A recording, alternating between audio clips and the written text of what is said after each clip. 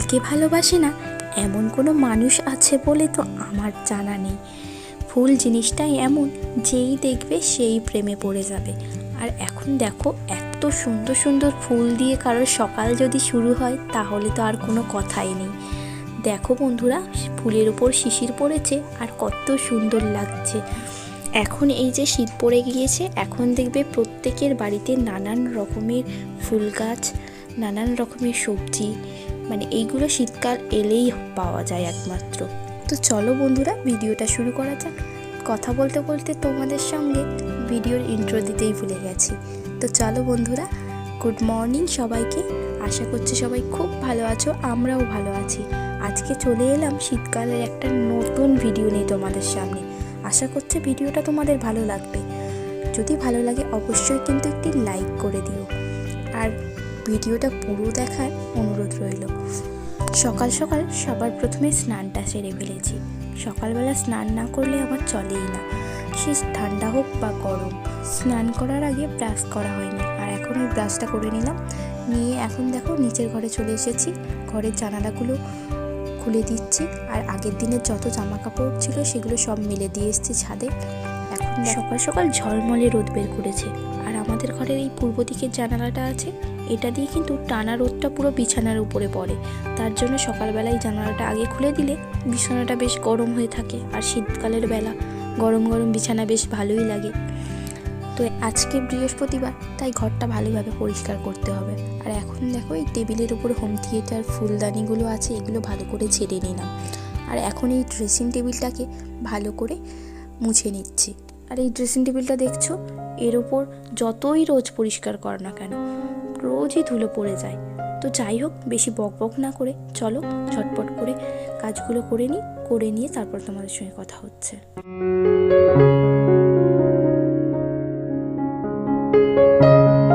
আর আমাদের এই খাটটা আছে, এগুলোর যে ডিজাইনগুলো আছে না, ওর ভিতরে ভিতরে প্রচুর ধুলো পড়ে। সেইগুলো কয়েকদিন ধরে মোছা হচ্ছে না, তার জন্য একদম মানে মোটাভাবে ময়লা পড়ে গিয়েছে। ওইগুলোও ভালো করে মুছে নিলাম। নিয়ে এখন দেখো এই ফুলদানিটাও ঝেড়ে নিলাম। গত দুদিন ধরে বন্ধুরা জানো তো, আমাদের এখানে প্রচণ্ড ঠান্ডা পড়ছে। সকাল সন্ধে মানে মোটামুটি ঠান্ডায় হিম হয়ে যাচ্ছি। তো চলো, এখন চলে এসেছি ঠাকুরের বাসন কটা নিয়ে।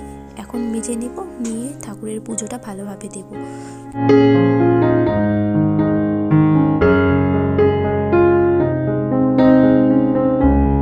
শীতকালে এই সকালবেলা স্নান করাটা কিন্তু একটা টাফ ব্যাপার।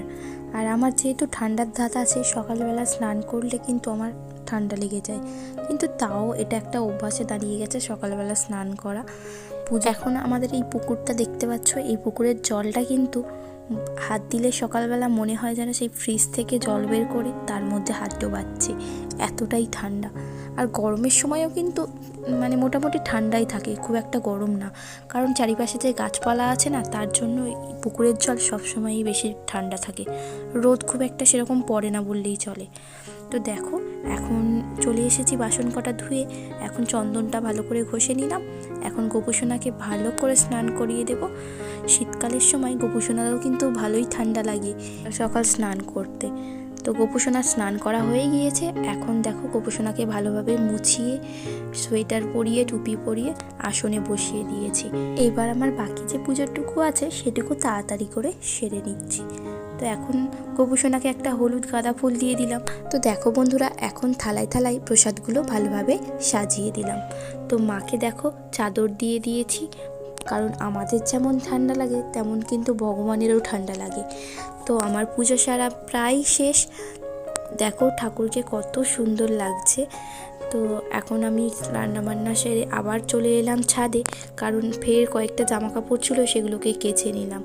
আর এখন এই যে সকালবেলা জামা কাপড়গুলো দিয়েছিলাম না, সেইগুলো সব শুকনো হয়ে গিয়েছে, কারণ সকালবেলার থেকে এক টানা রোদ হচ্ছে।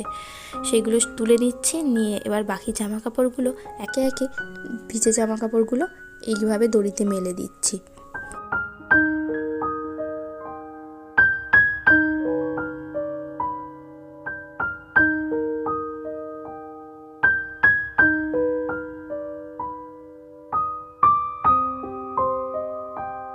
তো দেখো, ভিজে জামা কাপড়গুলো সব এই সাইডে মেলে দিলাম। এবার বাকি যেগুলো আছে সেইগুলো এই দড়িগুলোতে একে একে সব মেলে দিচ্ছি। ছাদে যেহেতু টানা রোদ পড়ে, প্রায় জলটা মোটামুটি শুকিয়েই যাবে। তো এখন ওই ঘড়িতে বাজে দুপুর 2টো মতো। এখন এই জানালাগুলো খুলে দিচ্ছি, এবার নিচে গিয়ে খাওয়া দাওয়া করব। তো খাওয়া দাওয়া করে বন্ধুরা এখন চলে এলাম। এখন যে এই জায়গাটা দেখছো, এখানে বাবা সবজি চাষ করেছে, আর কয়েকটা ফুল গাছের চারা নিয়ে এসেছিল, আমাকে বলেছিল এইগুলোকে পুঁতে দিতে। তাই এখন এইগুলো মাটি খসিয়ে আমি এগুলোকে ভালোভাবে লাগিয়ে দিচ্ছি। এবছরে কিন্তু সেইভাবে ফুল গাছ লাগানো হয়নি, অন্য বছর আরও অনেক রকমের ফুল গাছ নিয়ে এসে বসায়, কিন্তু এবছরে যাওয়াও হয়নি হাটে, আর নিয়ে আসাও হয়নি। তো দেখো আমি একে একে সব চারা গাছগুলো পুঁতে দিচ্ছি। আর এখন ওই যে দিদাটা দেখতে পাচ্ছ এসে ফুল গাছের কী গাছ লাগাচ্ছে জিজ্ঞেস করছিল, তাই দিদার সঙ্গে একটু কথা বলছিলাম। তো দেখো আর 2টো গাছ আছে, এই সাইডে একটা দিয়ে দেবো, আর একটু ছেড়ে গিয়ে আর একটা গাছ দিয়ে দেবো। তো এখন আমার চারা গাছ পোতা হয়ে গিয়েছে, এখন এগুলোতে ভালোভাবে জল দিয়ে দেবো। আগের যে এই সাইডে যে টমেটো গাছগুলো লাগিয়েছিলাম, ওইগুলো কিন্তু বেশ গাছগুলো দাঁড়িয়ে গেছে, ওইগুলো মনে হয় বেঁচে যাবে। আর যে এই মাটি খোসা জায়গাগুলো দেখছো, এইগুলোতে একটাতে পালং দানা ফেলা হয়েছে, একটাতে নোটে, একটাতে মূলো, এইভাবে প্রত্যেকটাতে আলাদা আলাদা দানা ফেলা হয়েছে। আর কয়েকদিনের মধ্যেই এই দানাগুলো ফুটে গাছ বেরোবে। তো দেখো আমি ওই সব ফুল গাছগুলোতে জল দিয়ে দিলাম। এবার বাকি যে এই টমেটো গাছগুলো আছে, এইগুলোতেও একে একে সব গাছগুলোতে ভালোভাবে জল দিয়ে নিচ্ছি। আর এই যে ফুল গাছটা দেখতে পাচ্ছ, এই ফুল গাছটা কিন্তু আগের দিনে বাবা নিয়ে এসেছিলো, এই গাছটা আগের দিন লাগানো হয়েছে। তো দেখো এর মধ্যে কত সুন্দর একটা ফুল ফুটে আছে। এই গাছটাতেও কিছুটা জল দিয়ে নিচ্ছি।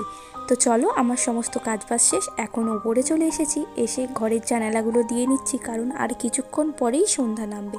তো চলো আজকের মতো তাহলে টাটা, আবার দেখা হচ্ছে পরের ভিডিওতে।